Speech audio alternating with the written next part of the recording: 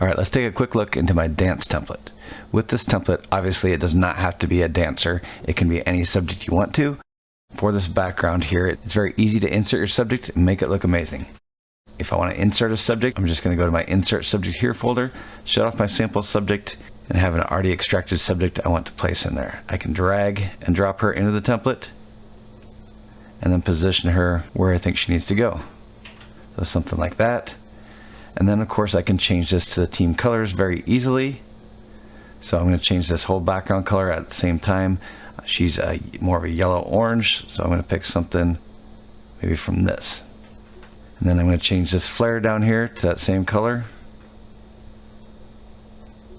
Now let's modify her name.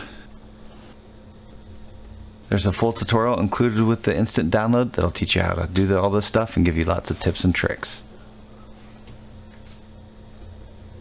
Let's change the Wildcats basketball to North softball.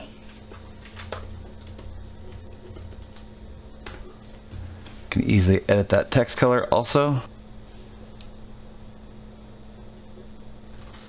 Something like that looks great.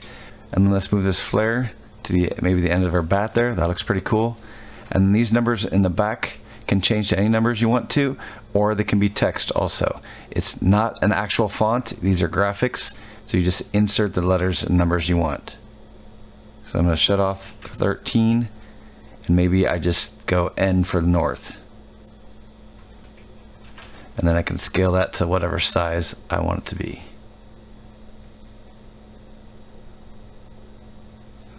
Something like that looks pretty cool.